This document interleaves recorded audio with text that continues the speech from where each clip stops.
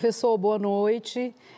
O senhor foi membro da Comissão Nacional da Verdade, né? O relatório final foi apresentado em dezembro de 2014. 8 anos depois que o relatório foi apresentado, o Brasil vive um momento em que as principais lideranças que estão à frente do Estado brasileiro fazem referência à ditadura e também apoiam a própria tortura. O próprio presidente da República já disse inúmeras vezes que não há nada mais a ser apurado. O vice Hamilton Mourão disse recentemente que não tem que fazer mais nada porque todo mundo já morreu, os caras já morreram, né? Ele falou com esses termos. E a pergunta que eu coloco para o senhor, que esteve à frente da comissão, o que aconteceu no meio do caminho do final, em dezembro de 2014 até aqui, para que houvesse tanto retrocesso no entendimento sobre o que significou o golpe de 1964. A não punição, né, a não reparação dos crimes da ditadura, em grande medida, isso influencia que a gente tenha retrocessos desse tamanho, dessa magnitude, com o próprio presidente da República exaltando e fazendo referência à ditadura? Olha, formalmente, o último ato da presidenta Dilma foi no sentido de criar uma comissão de seguimento das recomendações, das 20 recomendações do relatório final que você conhece.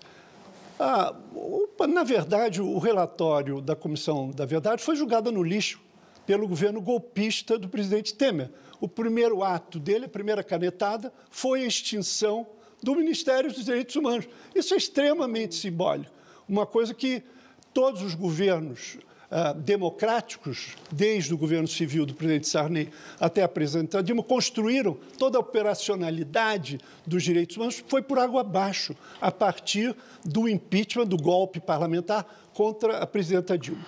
E, evidentemente, todos os horrores que passaram a acontecer depois do governo Temer, em termos de uma expressão da força da extrema-direita, com as irregularidades que aconteceram no caso das eleições, por exemplo, impedindo um dos candidatos, o presidente Lula, de participar das eleições. Tudo isso sanado pelo próprio Supremo Tribunal Federal e pelo Comitê de Direitos Humanos da ONU, que eu posso falar um pouco adiante. Então, evidentemente que a última das prioridades desse governo de extrema-direita é promover os direitos humanos, porque é o único governo, desde 88, que tem a sociedade civil como inimiga. A sociedade civil é inimiga desse governo. Há um Ministério da Família e Direitos Humanos que é um ministério anti-direitos humanos. A ministra, ela hoje está fazendo uma revisão do Programa Nacional de Direitos Humanos número 3, só com chapa branca, com os funcionários de casa.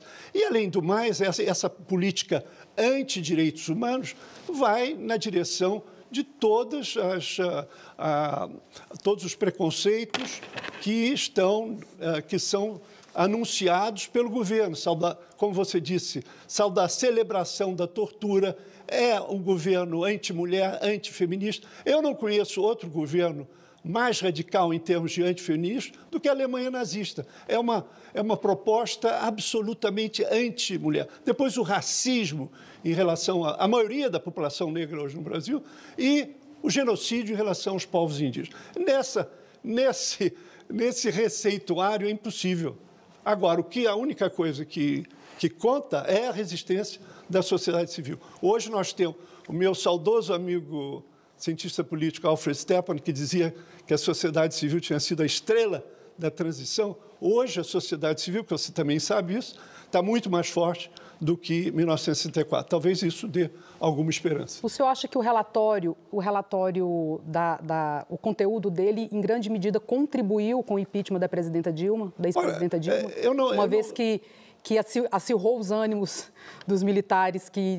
Olha, alguns militares, como aquele que resolveu fazer um Twitter ameaçador, o general Vilas Boas, caso o Supremo não tomasse uma decisão, ele ameaçou com alguma coisa.